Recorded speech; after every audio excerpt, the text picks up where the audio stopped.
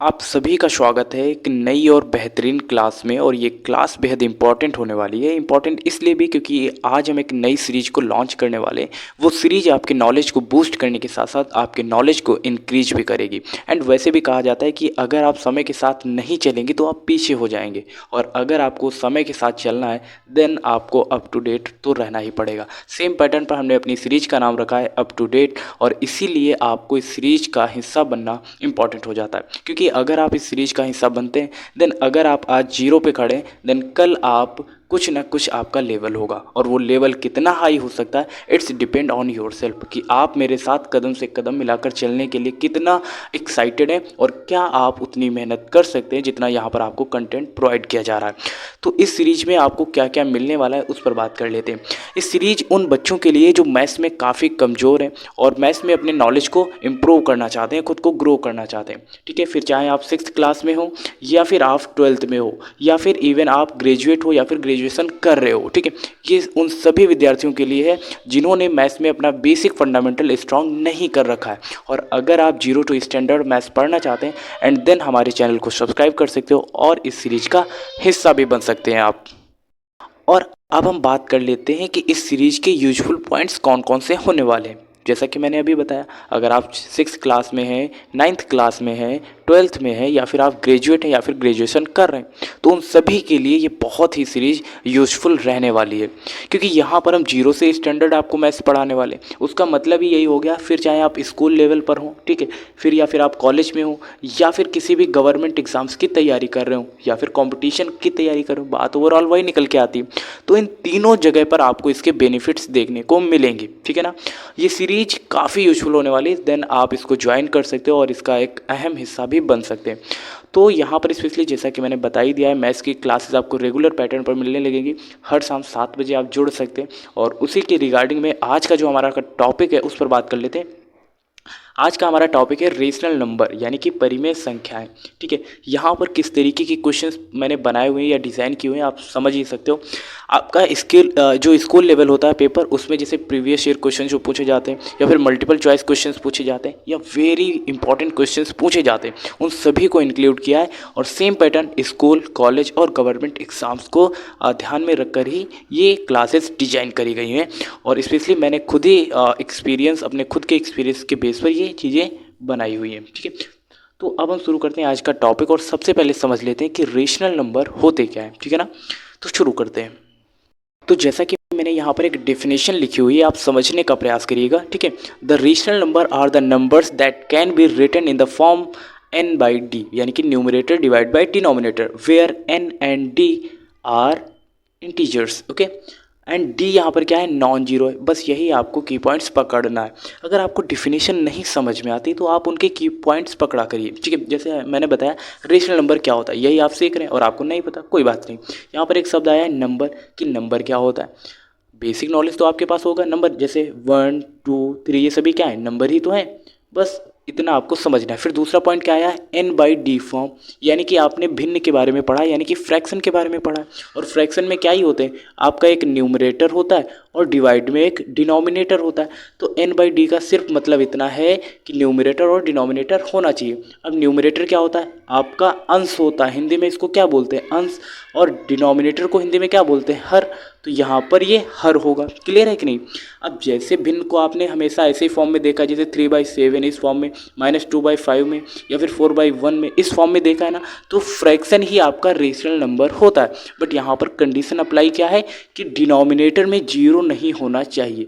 ऊपर मान लेते हैं यहाँ पे जैसे 4 लिखा हुआ है, डिनोमिनेटर में जीरो, तो वो रेशनल नंबर नहीं होगा। क्योंकि जब आप इसको डिवाइड करोगे तो इसका आंसर आएगा इन्फिनिटी, यानी कि इनफाइनाइट। और क्या आप इसे रेशनल नंबर के फॉर्म में या फिर n बाई डी के फॉर्म में लिख सकते हो, नहीं लिख सकते। क्लियर है इतना। तो रेशनल नंबर क्या होता है, जिसे हम p बाई क्यू या फिर न्यूमरेटर डिवाइड बाई डिनोमिनेटर के फॉर्म में लिख सकते हैं, वही हमारे रेशनल नंबर होते। ठीक है, एग्जांपल अगर आप देखना चाहें तो कुछ इस तरीके से, जैसे 3/7, तो 3 यहाँ पे क्या हो जाएगा, न्यूमरेटर, और 7 क्या हो जाएगा, डिनोमिनेटर। ठीक है, अब यहाँ पर सेकेंड एग्जाम्पल दिया गया -2/5। अब -2 है तो आप ये परेशान नहीं होना है कि माइनस लग गया तो ये रेशनल नंबर नहीं होगा। क्लियर है कि नहीं। रेशनल नंबर के लिए बस यही ज़रूरी है कि आपके पास एक न्यूमरेटर होना चाहिए और एक डिनोमिनेटर होना चाहिए। अगर ये कंडीशन अप्लाई होती है देन वो एक रेशनल नंबर होता है। लेकिन अब आपको कमेंट बॉक्स में ये बताना है कि रेशनल नंबर और फ्रैक्शन में डिफरेंस क्या होता है, क्योंकि फ्रैक्शन और rational number maximum times same ही बोल दिया जाता है, लेकिन क्या डिफरेंस होता है ये आपको कमेंट बॉक्स में बताना है। अब सिंपल सा जैसे यहाँ पे 4 लिख दिया गया तो आपको लगता है इसके डिनोमिनेटर में कुछ भी नहीं है, जैसे ये सिंपल 4 लिखा हुआ है तो आपको लगता है कि इसके डिनोमिनेटर में कुछ नहीं है तो ये रेशनल नंबर नहीं होगा, लेकिन ऐसा नहीं है, क्योंकि आपको पता है कि जिसके डिनोमिनेटर में कुछ नहीं होता वहाँ पे हमेशा 1 होता है। अब इसके 1 आ गया डिनोमिनेटर में, यानी कि ये n/d के फॉर्म में आ गया, इसका न्यूमरेटर 4 हो जाएगा और डिनोमिनेटर क्या हो जाएगा 1 हो जाएगा, तो उस हिसाब से ये भी क्या हो गया एक रेशनल नंबर। यहाँ तक क्लियर है? तो अब हम आगे बढ़ते हैं। ठीक है, यहाँ तक आपने नोट डाउन भी कर लिया होगा, समझ भी लिया होगा। Clear?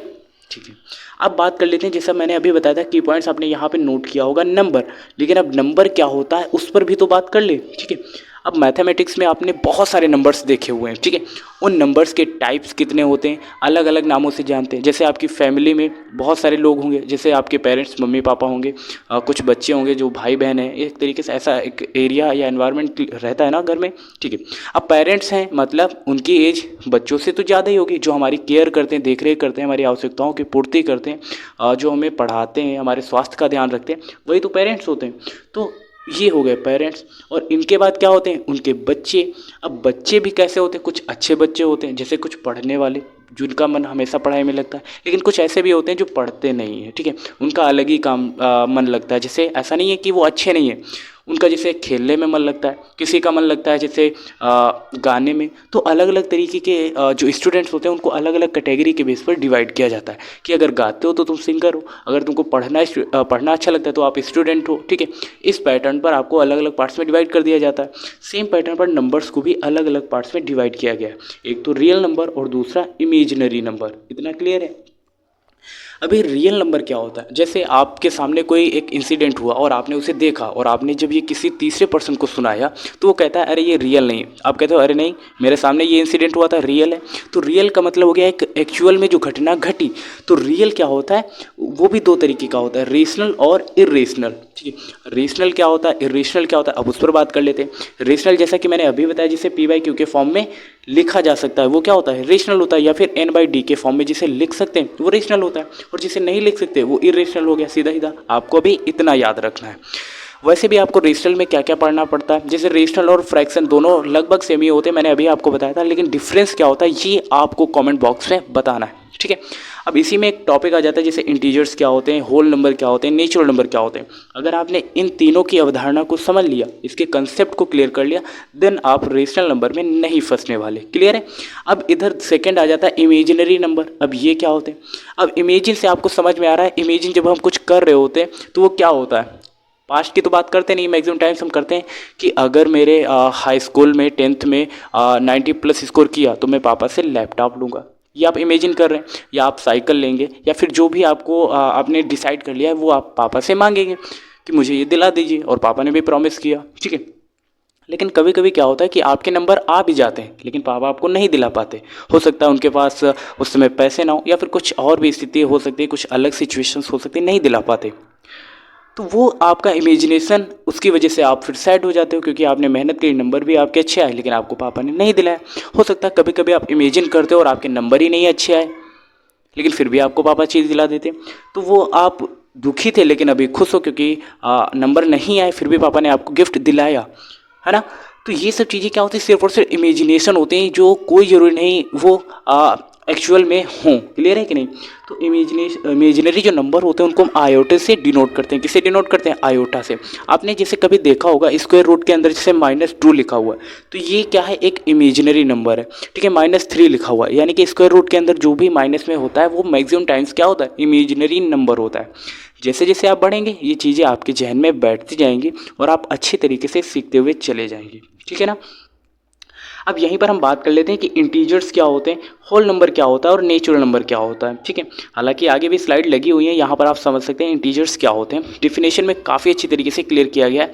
Integers are a set of numbers that include positive whole numbers, their additive inverse, negative whole numbers and zero। ठीक है, यानी कि इंटीजर्स के पास क्या होते हैं, आपके पास सारे के सारे होल नंबर होते हैं और उनके निगेटिव जो भी बनेंगे वो नंबर्स होते हैं और इसके साथ साथ इंक्लूडिंग विद जीरो, यानी कि जीरो भी वहाँ पे होता है।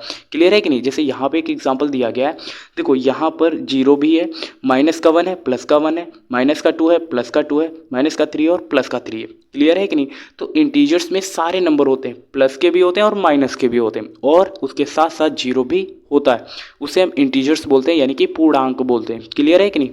अब आता है होल नंबर। अब जैसा कि आपको पता है होल नंबर को लिखने में WHOLE आता है। क्या आता है, WHOLE, यानी कि WH के बाद क्या आया, O एक तरीके से आप अगर ये समझते हैं कि वो एक जीरो है तो ये समझिए होल नंबर जीरो से स्टार्ट होते हैं। होल नंबर कहाँ से स्टार्ट होते हैं, जीरो से, क्योंकि WHOLE आया, वो आप जीरो समझेंगे तो 0 1 2 3 ऐसे आपको याद रखने में आसानी रहेगी।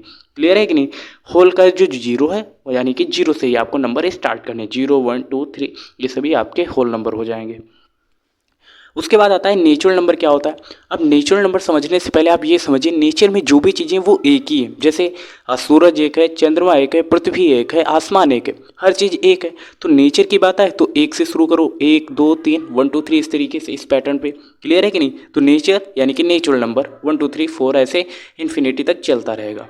क्या इतना यहाँ तक क्लियर है और आपने नोट डाउन भी कर लिया है, देन बहुत अच्छी बात है। ठीक है, अब बात कर लेते हैं कि जो भी इंटीजर्स होते हैं या फिर जो भी डिजिट्स होती हैं उनको नंबर लाइन पर कैसे डिनोट करते हैं। अब ये भी आप यहाँ पे समझ लीजिए। ठीक है, नंबर लाइन क्या होती है, जैसे आपने एक्सिस के बारे में पढ़ा है तो आपको एक एक्सिस खींचना है। ठीक है, एक्सिस क्या होता है, एक तरीके से आप हॉरिजॉन्टल लाइन खींच सकते हो या फिर एक्स एक्सिस खींच सकते हो। क्लियर है कि नहीं। उसका जो सेंटर होता है, मिड पॉइंट होता है, वहाँ पे जीरो रहेगा हमेशा, और जो राइट साइड होगी वहाँ पर सारे प्लस के डिजिट्स लिखे जाएंगे। ठीक है ना, और जो लेफ्ट साइड होगी वहाँ पर आपके सारे निगेटिव डिजिट्स लिखे जाते हैं। क्या इतनी बात क्लियर है। सेंटर में जीरो रहेगा, लेफ्ट साइड में जितने भी डिजिट्स होंगे वो प्लस के होंगे, जैसे 0 1 2 3 4 5 ऐसे चलता रहेगा। एंड इस साइड अगर बात करेंगे लेफ्ट साइड में तो -1 -2 -3 -4 -5 कुछ इस पैटर्न पे चलता है। तो जो लेफ्ट साइड के डिजिट्स होते हैं उनको निगेटिव डिजिट्स बोलते हैं और जो राइट साइड के डिजिट्स होते हैं उनको हम पॉजिटिव डिजिट्स बोलते हैं। ठीक है, क्लियर है कि नहीं। अब कभी कभी क्वेश्चन ये पूछ लिया जाता है कि क्या जीरो निगेटिव है या फिर पॉजिटिव, तो इसका जवाब यही होगा कि जीरो ना ही निगेटिव है और ना ही पॉजिटिव है, वो मिड पॉइंट में बैठा हुआ है, इसीलिए वो सिर्फ और सिर्फ उसका अपना एक नाम है, वो है जीरो। सिर्फ और सिर्फ जीरो क्या है, एक इंटीजर है। ठीक है, आप इसको होल नंबर भी इंक्लूड कर सकते हो, ना ही ये निगेटिव है और ना ही ये पॉजिटिव। क्या इतनी बात क्लियर है। अगर यहीं पे मैं एक और क्वेश्चन आपसे पूछूं कि यहाँ पे जैसे लिखा आपने ये साइन आपने बहुत अच्छी तरीके से पढ़े होंगे, लेस देन ग्रेटर देन। ठीक है, तो यहाँ पे क्वेश्चन देते हैं जैसे लिखा 3, ठीक है, और इधर मैंने लिखा 2, तो आप ये बताइए फर्स्ट और सेकंड में से कौन सा साइन यहाँ पे लिखा जाएगा, बताइए। तो आप बोलेंगे ऑब्वियस बात है कि यहाँ पर पहला वाला साइन ऐसे लगेगा क्योंकि 3 यहाँ पे बड़ा है। क्लियर है कि नहीं, और आपने बिल्कुल जवाब भी सही दिया है। ठीक है, यहाँ पे अगर 8 कर दे 3 की जगह पे 8 और यहाँ पे 2 रहने दे तब भी आप यही साइन लगाएंगे। क्लियर है ना। लेकिन अगर हम एक क्वेश्चन थोड़ा सा बदल दूँ, यहाँ पे लिख दूँ -3 और इधर लिख दूँ -2, तो इसका जवाब क्या होगा बताइए। तो यहाँ पर आप फिर से वही जवाब देंगे कि इस तरीके का साइन लगेगा।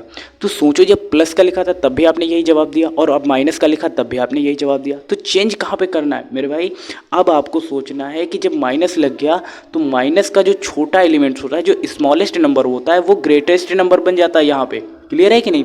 जो माइनस का छोटा डिजिट होगा, स्मॉलर डिजिट होगा, वो बड़े डिजिट से क्या होगा, बड़ा होगा। क्लियर है, -2 यहाँ पे बड़ा होगा क्योंकि देखो -2 पहले आया हुआ है, -3 बाद में आया हुआ है। क्लियर है कि नहीं। और हमेशा याद रखो निगेटिव में क्या होता है, जो बड़ा नंबर होता है वो छोटा होता है और जो छोटा नंबर होता है वो बड़ा नंबर होता है। क्या इतनी बात क्लियर हो गई। ये की पॉइंट्स बहुत ही इंपॉर्टेंट है। आपके कंपटीशन के एग्जाम्स में कभी कभी एक नंबर में पूछ लिया जाता है और आप कन्फ्यूज हो जाते हैं और आपका वो एक नंबर चला जाता है और कभी कभी कट ऑफ की वजह से आप वो उसी एक नंबर की वजह से सिलेक्शन से काफ़ी दूर चले जाते हैं। तो ये सीरीज आपके नॉलेज को बहुत ही अच्छे से इंक्रीज करेगी एंड बूस्ट तो करेगी। ठीक है, सो इसको आपको प्रॉपर नोट्स बनाने एंड अच्छी तरीके से आपको पढ़ना है। अब जैसा कि मैंने अभी बताया था, रियल नंबर दो तरीके के होते हैं, रेशनल नंबर और इरेशनल नंबर। तो अभी तक तो हम रेशनल पर ही बात कर रहे थे, उसमें हमने इंटीजर्स के बारे में पढ़ा, होल नंबर के बारे में पढ़ा, नेचुरल नंबर के बारे में पढ़ा। तो कभी कभी आपसे एग्जाम्स में पूछ लिया जाता है कि इसका एक वेन डायग्राम बनाइए। हालांकि ये स्कूल लेवल, कॉलेज के लेवल पे नहीं पूछा जाएगा, लेकिन कंपटीशन के एग्जाम्स में काफ़ी बार पूछा गया कि इसका आप वेन डायग्राम बनाइए। कैसे बनाएंगे? अब इंटीजर्स को अगर आप ये समझें कि ये हमारे पिताजी, और पिताजी के पास ही क्या होते हैं, सारे के सारे पैसे होते हैं। एक तरीके से पैसा कौन कमाता है? पिताजी। और पिताजी के पास से पैसे किसके पास आते हैं? मम्मा के पास, यानी कि मम्मी के पास। तो 100 अगर पिताजी पैसा कमाते हैं तो उसका 40% मान के चलिए आपकी मम्मी के पास होता है, क्योंकि वो बचा के रखते हैं ताकि आपकी शिक्षा पर, आपके स्वास्थ्य पर, इवन जब आपके पिताजी को खुद प्रॉब्लम होती है पैसे की, तो वो वहीं से आपकी मदद करती हैं। ठीक है, तो होल नंबर एक तरीके से आपकी मम्मी हो गई। और नेचुरल नंबर क्या होंगे? आप और हम। हमको कहाँ से पैसा चाहिए? मम्मा के पास से, क्योंकि पापा से मांगेंगे तो मिलेगा सिर्फ और सिर्फ थप्पड़। लेकिन मम्मा क्या होती है, बहुत ही पोलाइटली तरीके से हमारी बातों को समझती हैं। हालांकि समझते पापा भी, लेकिन हम मैक्सिमम टाइम्स किसके पास जाते हैं? मम्मी के पास। तो मम्मी से हमको पैसे मिलते हैं 5 या 10 रुपये, और उसी से हमारा खर्चा चलता है। इवन अब तुमको एक चीज़ समझ में आई होगी यहाँ पे कि इंटीजर्स क्या होते हैं। इंटीजर्स ही मैथमेटिक्स में सब कुछ होते हैं, और इंटीजर से ही हमारे होल नंबर निकल के आते हैं, और होल नंबर से हमारे नेचुरल नंबर निकल के आते हैं। इतनी बात क्लियर है कि नहीं? अब इंटीजर्स मैंने अभी बताया था, जैसे यहाँ पे 0 तो होगा ही होगा, उसके बाद प्लस का 1 होगा और माइनस का 1 होगा, प्लस का 2 होगा और माइनस का 2 होगा। इस पैटर्न पे ये चलता रहेगा, यानी कि यहाँ पर 0 होगा और इसके साथ साथ सारे वो नंबर प्लस माइनस में होंगे, +1 +2 +3 +2 +3 ऐसे कुछ -3। ठीक है, मतलब प्लस का भी माइनस का भी ऐसे। होल नंबर की बात करेंगे तो यहाँ पर WHOLE यानी कि 0 आ रहा है बीच में, तो 0 से स्टार्ट करना है। 0 1 2, ठीक है, 3। इसमें सारे 1 2 3 क्या होंगे? पॉजिटिव होंगे, और 0 भी होगा। जबकि नेचुरल नंबर में बात करेंगे, जैसे कि मैंने अभी बताया था कि सूर्य एक, चंद्रमा एक, पृथ्वी एक, आसमान एक, तो नेचुरल नंबर भी कहाँ से शुरू होंगे? एक ही से शुरू होंगे, यानी कि 1 2 3। ठीक है, अब आप देखें 0 क्या इंटीजर्स में है कि नहीं? तो ये क्या हो गया? ये इसका एक सर्कल हो गया। ठीक है, और इंटीजर्स के ही अंदर हमको क्या देखने को मिलते हैं? होल नंबर, क्योंकि होल नंबर 0 से शुरू होते हैं। ये भी 0 से शुरू होता है, लेकिन इसके पास प्लस का 1 होता है, माइनस का भी 1 होता है। होल नंबर के पास सिर्फ और सिर्फ 0, फिर प्लस का 1, प्लस का 2, ऐसे ऐसे चलता रहता है। जबकि नेचुरल नंबर के पास 1 2 3 होता है, और जो इन तीनों के पास है। इंटीजर्स के पास होल नंबर और नेचुरल नंबर के सारे डिजिट्स होते हैं, इसीलिए ये सबसे बड़ा है, फिर उससे छोटा होल नंबर, और उससे छोटा है हमारा नेचुरल नंबर। तो इस तरीके से ये वेन डायग्राम बनेगा। क्या यहाँ तक कहानी क्लियर है? तो कल के सेशन में हम रेशनल नंबर से रिलेटेड कुछ और इंपॉर्टेंट क्वेश्चंस करने वाले, फिर समझेंगे इरेशनल नंबर क्या होते हैं, फिर रेशनल नंबर के टाइप्स कौन कौन से होते हैं, जिससे आपके टर्मिनेटिंग हो गया, नॉन टर्मिनेटिंग हो गया, नॉन टर्मिनेटिंग रिकरिंग नंबर हो गया। ये सब चीज़ें हम डिटेल में पढ़ेंगे, और मैथ्स में आपको 0 से स्टैंडर्ड तक लेके जाएंगे। तो आई होप ये सीरीज आपके लिए काफ़ी बेनिफिट्स आपको प्रोवाइड करने वाली है। तो सो आप इसका हिस्सा निश्चित तौर पर बनेंगे। और लास्ट में मैं आप सभी से बस यही कहना चाहूँगा कि छोटों को प्यार दें, बड़ों को सम्मान दें, और अपना व्यक्तित्व इस प्रकार विकसित करें कि महिलाएँ आपके पास सुरक्षित महसूस करें। जय हिंद, जय Bharat. Thank you so much.